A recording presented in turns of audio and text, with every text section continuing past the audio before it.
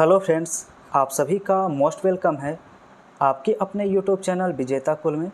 साथियों, इस वीडियो में हम बिहार एसएससी स्नातक स्तरीय का प्रैक्टिस सेट नंबर 14 डिस्कस करने वाले हैं। और चैनल पर नए हैं तो फ्रेंड्स, इस एडुटेरिया का अपडेटेड सेट जो है इसका 13 सेट ऑलरेडी कंप्लीट करा दिया गया है। आप लोग प्लेलिस्ट में जाके इसे ज़रूर रिवीजन करिए। साथ ही साथ इसका पीडीएफ भी आप सभी को मिल जाता है। तो पीडीएफ के लिए फ्रेंड्स आप लोग टेलीग्राम चैनल को ज़रूर ज्वाइन कर लीजिए, वहां पर आप लोग पीडीएफ प्राप्त कर सकते हैं। और फ्रेंड्स, आप सभी को बता दें कि इसमें हम जीके जीएस का क्वेश्चन डिस्कस करेंगे। अगर आप इसका मैथ्स और रीजनिंग का क्वेश्चन डिस्कस करना चाहते हैं तो आप लोग सुबह 11 बजे ज़रूर जुड़िए। कल से आपका कंटिन्यू जो है इसका मैथ्स रीजनिंग हम प्रतिदिन डिस्कस करेंगे, ठीक है। तो चलिए सीधा शुरू करते हैं आज का वीडियो। आप लोग अपना आंसर ज़रूर कमेंट करिए और टोटल कितना सही कर पा रहे हैं तो लास्ट में कमेंट में बताइए। चलिए, पहला सवाल है, लिखा है वर्धन राजवंश की स्थापना किसने किया था। ठीक है, वर्धन वंश की स्थापना किया गया था पुष्यभूति के द्वारा। इसका राइट आंसर ए होगा, ठीक है। दूसरा है कि निम्न में से किस हड़प्पन नगर में जूते हुए खेत के निशान मिले हैं। तो जूते हुए खेत का जो निशान मिला है वो याद रखना है कालीबंगन से प्राप्त हुआ है। राइट आंसर ए होगा।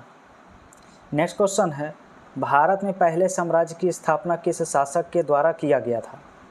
तो पहले साम्राज्य की स्थापना जो की गई थी चंद्रगुप्त मौर्य के द्वारा किया गया था। राइट आंसर इस सवाल का ए होता है। नेक्स्ट क्वेश्चन लिखा 4 में, लिखा इनमें से किसने खलीफा की शक्ति का विरोध किया था। तो खलीफा की शक्ति का विरोध करने वाला शासक था अलाउद्दीन खिलजी। कौन था? तो अलाउद्दीन खिलजी था। राइट आंसर बी होगा।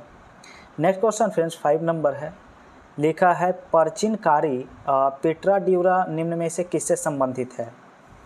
तो 5 का आंसर जो है ए ऑप्शन होगा, यानी कि दीवारों में अर्ध कीमती पत्थर जड़कर फूलों की नक्काशी करना इसका राइट आंसर है। इसके बाद अगला सवाल 6 है, लिखा है गुलाम वंश के प्रथम शासक कौन था। ठीक है, तो गुलाम वंश का प्रथम शासक याद रखना कुतुबुद्दीन ऐबक। और गुलाम वंश की स्थापना कब की गई थी? तो 1206 ईस्वी में इसकी स्थापना की गई थी। चलिए, अगला सवाल है कि राजस्व के उसके सिद्धांत प्रतिष्ठा, शक्ति और न्याय के सिद्धांत पर आधारित थे। बलबन के बारे में ये शब्द किसने कहा।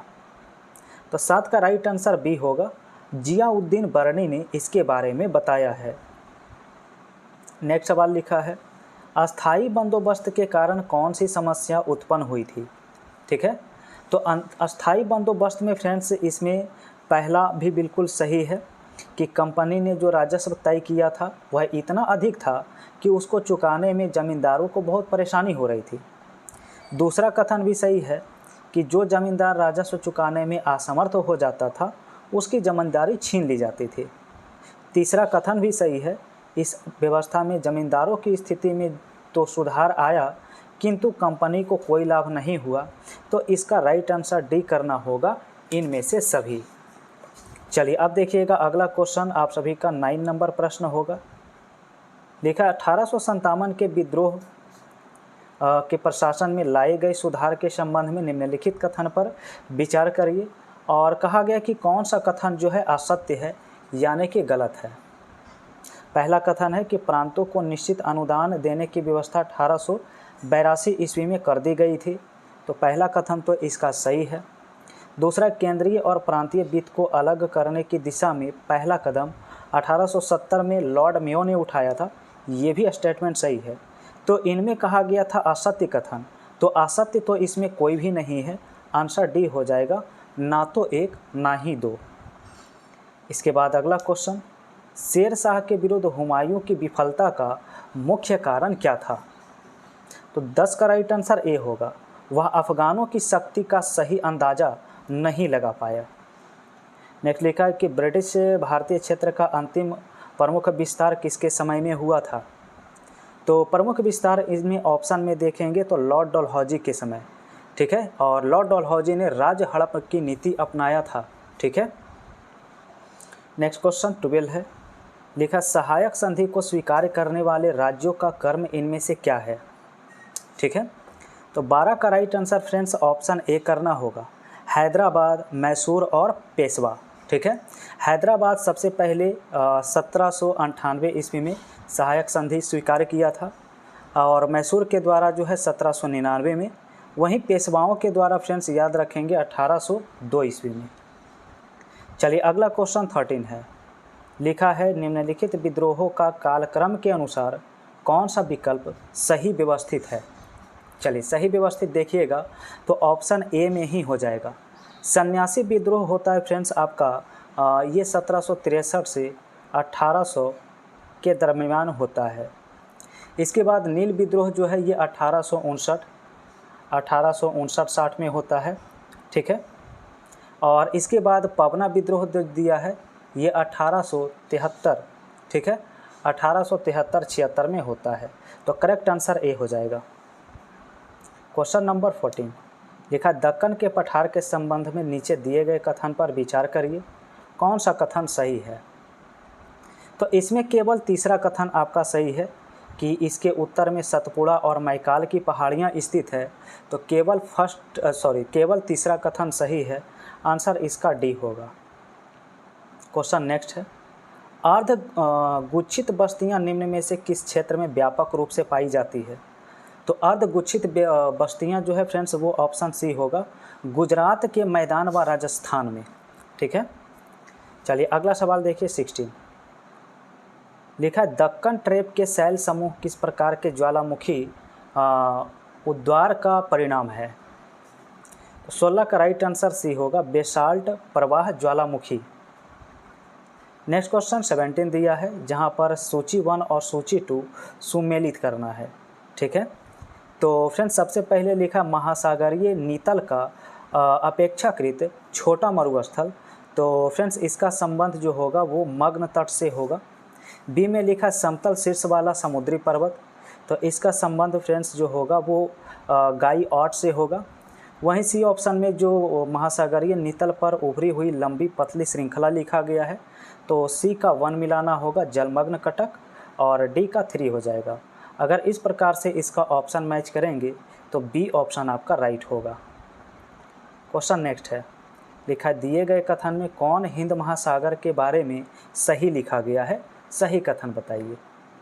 तो इसमें फ्रेंड्स आपका पहला कथन बिल्कुल सही है, दूसरा कथन भी सही है, तीसरा भी सही है, तीनों कथन सही हैं, इसलिए आंसर डी करना होगा इनमें से सभी, ठीक है। अगला सवाल देखिए 19। लिखा निम्न में से किस पहाड़ी पर पूर्वी घाट पश्चिमी घाट से मिलते हैं। तो पूर्वी घाट और पश्चिमी घाट का मिलन स्थल नीलगिरी की पहाड़ियाँ कहलाता है। आंसर सी होगा। नेक्स्ट लिखा है कि जवाहर सुरंग किसके नज़दीक स्थित है।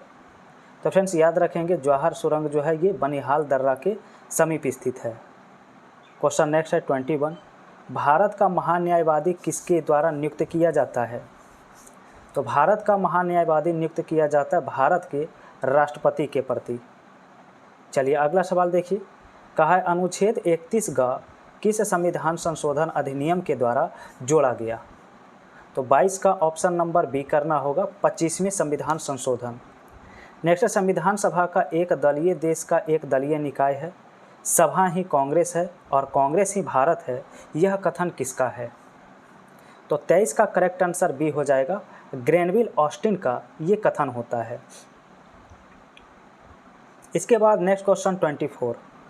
लिखा principle of social and political theory पुस्तक के लेखक कौन है।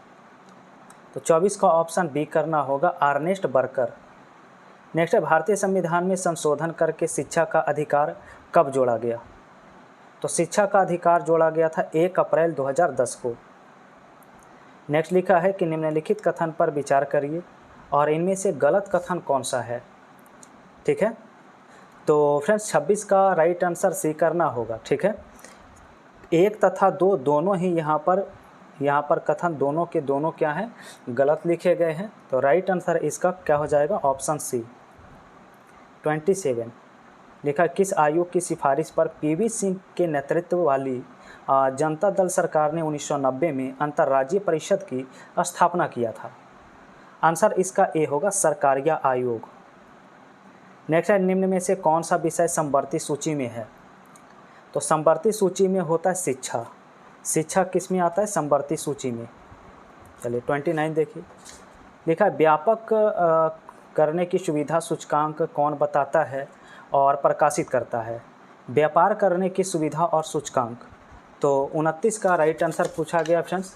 याद रखेंगे विश्व बैंक समूह के द्वारा जारी किया जाता है। नेक्स्ट है कि भारत में किस तरह की अर्थव्यवस्था है? ठीक है, तो भारत में मिश्रित अर्थव्यवस्था पाई जाती है। आंसर सी हो जाएगा। और अगला सवाल देखिएगा 31 में लिखा अंतरिम चल निधि समायोजन सुविधा को किस समिति ने सुझाया? तो 31 का राइट आंसर डी करना होगा, नरसिम्हन समिति। नेक्स्ट सवाल है कि निम्नलिखित कथन पर विचार करिए, कौन सा कथन यहाँ पर सही है?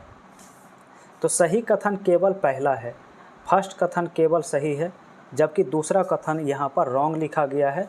करेक्ट आंसर ए हो जाएगा, केवल फर्स्ट। चलिए अगला देखिए सवाल है, लिखा है सेव एज विकल्प निम्न में से किस मेनू टैब के अंतर्गत मौजूद होते हैं? तो 33 का ए हो जाएगा, फाइल मेनू। और अगला सवाल 34 होगा।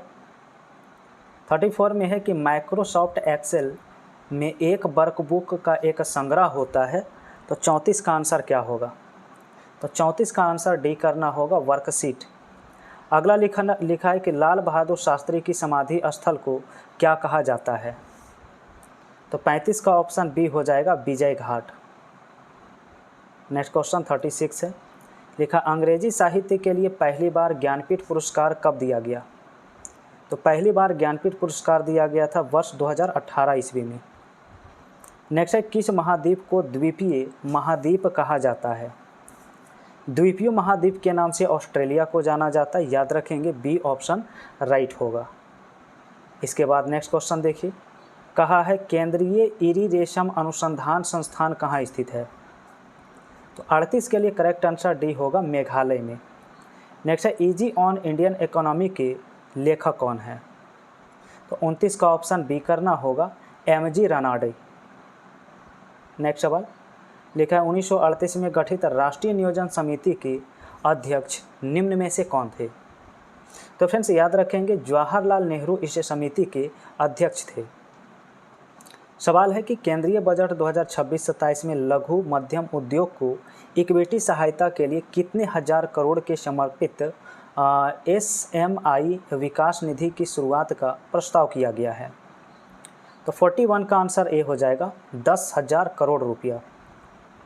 अगला देखिए 42 है, निम्न में से कौन सा पुस्तक जॉन ग्रिशम के द्वारा लिखा गया है?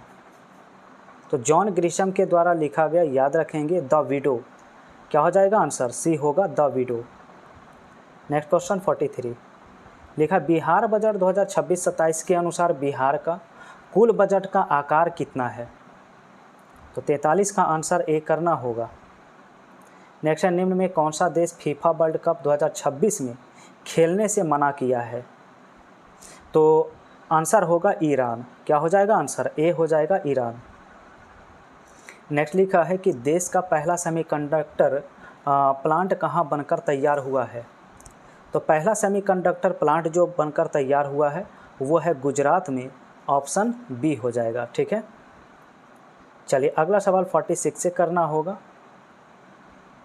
लिखा है भारत ने किस देश के साथ मिलकर हाइड्रोजन फेलोशिप कार्यक्रम की शुरुआत किया? हाइड्रोजन फेलोशिप, याद रखेंगे, आंसर डी होगा, नीदरलैंड के साथ। नेक्स्ट है किसान नेता स्वामी सहजानंद सरस्वती की हाल ही में कौन सी जयंती मनाई गई थी? तो 47 के लिए राइट आंसर बी होगा, 137वीं। अगला सवाल 48 है, लिखा हाल ही में नीति आयोग के द्वारा जारी राजकोषीय सूचकांक 2026 में किस राज्य को पहला स्थान दिया गया है? तो पहला स्थान मिला है ओडिशा को। Option B. नेक्स्ट लिखा है कि हाल ही में इंडियन ऑर्किड फेस्टिवल का आयोजन किस राज्य या केंद्र शासित प्रदेश में किया गया है? तो इसका आयोजन जो किया गया सिक्किम में किया गया है। आंसर सी हो जाएगा। नेक्स्ट क्वेश्चन देखिएगा, बिहार का पहला सुपर कंप्यूटर परमरुद्ध कहाँ स्थापित किया गया? तो परमरुद्ध जो स्थापित किया गया है, याद रखेंगे, IIT पटना में। ये आंसर राइट हो जाएगा। अगला सवाल है, लिखा किस आधार पर एक कोशिकीय होते हुए भी अमीबा को प्रोटिस्टा जगत का सदस्य जबकि राइजोबियम को मोनेरा जगत का सदस्य माना जाता है? तो 51 का सी हो जाएगा, केंद्रक की संरचना के आधार पर। मानव शरीर में श्वसन वर्णक कौन होते हैं? श्वसन वर्णक इनमें से कौन होते हैं? तो फ्रेंड्स बी ऑप्शन होगा, हीमोग्लोबिन। और अगला सवाल 53 लिखा, एक मनुष्य दुर्घटनाग्रस्त हो जाता है और उसे रक्तदान की आवश्यकता होती है, किंतु उसके रक्त समूह का परीक्षण करने का समय नहीं है। निम्न में से कौन सा रक्त समूह उसे दिया जा सकता है? तो 53 का ऑप्शन बी हो जाएगा, ओ नेगेटिव। ठीक है। 54 लिखा, निम्न में से कौन सा अंतःस्रावी ग्रंथि के उदाहरण है? तो अंतःस्रावी ग्रंथि के उदाहरण इसमें पीयूष ग्रंथि है, थायराइड ग्रंथि है एंड एड्रिनल ग्रंथि है। लार ग्रंथि इसमें अंतःस्रावी ग्रंथि नहीं है। तो 54 का राइट आंसर आप सभी का ऑप्शन डी करना होगा, 1, 2 तथा 4। चलिए अब देखिए नेक्स्ट क्वेश्चन 55 होगा। लिखा है, IVF इंट्रो फर्टिलाइजेशन के संबंध में कौन सा कथन गलत लिखा गया है? गलत कथन पर विचार करिए। तो गलत कथन बी में है, माँ के गर्भाशय से एग्स निकलने के लिए कैथेटर का उपयोग किया जाता है, जो कि यहाँ पर गलत लिखे गए हैं। ठीक है। चलिए अब देखिए आपका नेक्स्ट क्वेश्चन फ्रेंड्स आप सभी का 56 होगा। लिखा, हीमोग्लोबिन के संबंध में कथन पर विचार करिए और सत्य कथन का चयन करिए। कौन सा कथन सही है? तो इसमें पहला कथन बिल्कुल सही है, यह रक्त को लाल रंग प्रदान करता है। इसके बाद चौथा कथन सही है, यह रक्त में ऑक्सीजन का वाहक है। बाकी आपका दूसरा और तीसरा कथन यहाँ पर गलत होगा, तो इसका आंसर डी करना होगा, केवल 1 तथा 4 इसका राइट आंसर होगा। चलिए अगला सवाल देखिएगा 57। लिखा है, कोशिका के बाह्य आवरणों के संदर्भ में निम्नलिखित में कौन सा कथन असत्य है यानी कि गलत है? गलत कथन सी में है, कवकों की कोशिका भित्ति भी पादपों की भांति सेलुलोज की बनी होती है। आइए नेक्स्ट 58 देखिए। लिखा, मृदुतक के संदर्भ में निम्नलिखित कथन पर विचार करिए और सत्य कथन कौन सा है? सत्य कथन इसमें पहला है, यह भोजन एवं जल का संचय करता है। और दूसरा कथन भी सही है, यह जीवित एवं सरलतम उत्तक है जो विभाज्योतकों में विभेदीकरण का परिणाम है।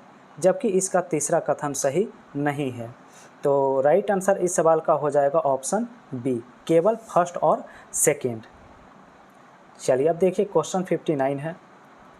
लिखा है, मानव वृक्क के कार्य के संबंधित कथन पर विचार करिए। कौन सा कथन असत्य है? गलत कथन चुनिए।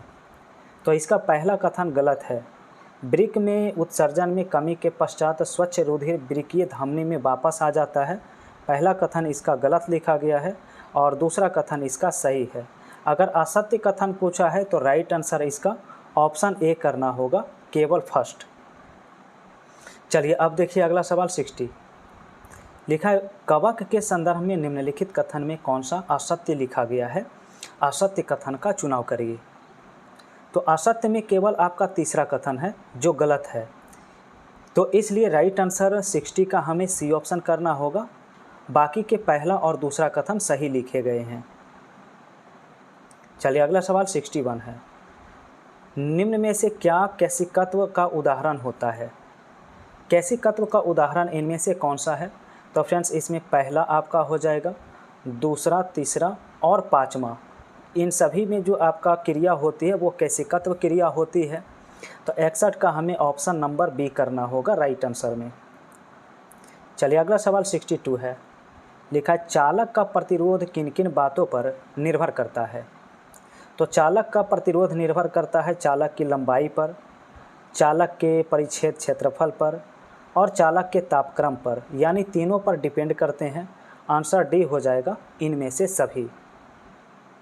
इसके बाद 63 है, गुरुत्वीय त्वरण जी के संबंध में कौन सा कथन जो है सत्य लिखा गया है? सत्य कथन बताइए। तो सही कथन इसमें सी है कि यह ऊंचाई बढ़ने के साथ घटती जाती है। ज्यों-ज्यों हम हाइट के ऊपर जाते हैं तो इसमें क्या होता है, गुरुत्वीय त्वरण घटते जाता है। अगला 64 है, जब कोई वस्तु वृत्तीय पथ पर 2 चक्कर लगाती है तब इसके द्वारा निश्चित, अब इसमें से सत्य कथन चुनना है, कौन सा कथन सही लिखा गया है? तो केवल चौथा कथन इसमें सही होगा। इसके विस्थापन क्या होंगे, शून्य होंगे। तो 64 का राइट आंसर हमें ऑप्शन नंबर बी करना होगा। चलिए अगला सवाल 65 देखिए। लिखा है जब पानी में नमक मिलाया जाता है तो निम्न में से कौन सा परिवर्तन होता है। तो यहाँ पर क्वथनांक बढ़ता है और जमाव बिंदु घटता है। ठीक है, आंसर ए हो जाएगा। चलिए अब देखिए अगला सवाल 66। लिखा है फिनोप्थेलिन अम्ल के साथ अभिक्रिया कर क्या होता है। अगर फिनोप्थेलिन जो है अम्ल के साथ अभिक्रिया करेगा तो यहाँ पर कोई परिवर्तन नहीं होता है। राइट आंसर सी होगा। चलिए अगला सवाल देखिए 67 में। लिखा है कथन की उत्तल दर्पण का उपयोग वाहनों के पश्च दर्पण के रूप में जो है किया जाता है। तो बिल्कुल कथन तो इसका सही लिखा गया है, जबकि कारण है कि उत्तल दर्पण सदैव सीधा प्रतिबिंब बनाते हैं। कारण भी सही है, इसलिए हमें आंसर ए करना होगा। ए और आर दोनों सही है और आर ए की सही व्याख्या भी है। क्वेश्चन नेक्स्ट है 68। लिखा है मिश्र धातु में किस पदार्थ के संयोग से निष्कलंक इस्पात या स्टेनलेस स्टील अचुंबकीय हो जाता है। 68 का राइट आंसर सी होगा, निकेल होगा राइट आंसर। चलिए 69 देखिए। कहा मेंडलीव के आवर्त सारणी के संदर्भ में निम्नलिखित कथन पर विचार करिए और इनमें बताना है कि कौन सा कथन जो है वो सही है। ठीक है, चलिए तो अब यहाँ पर कथन पर विचार करना होगा फ्रेंड्स। ठीक है, तो इसमें आपका पहला कथन बिल्कुल सही है। मेंडलीव ने तत्वों को उसके परमाणु द्रव्यमान में आरोही क्रम में तथा रासायनिक गुणधर्म के आधार पर वर्गीकृत किया था। दूसरा कथन भी सही है कि मेंडलीव ने अपनी आवर्त सारणी में कुछ रिक्त स्थान छोड़े थे। बट तीसरा कथन गलत है कि मेंडलीव ने अपने आवर्त सारणी में आक्रिय गैसों को विशिष्ट स्थान प्रदान किया था, जो गलत है। तो इसका राइट आंसर ए हो जाएगा, केवल पहला तथा दूसरा।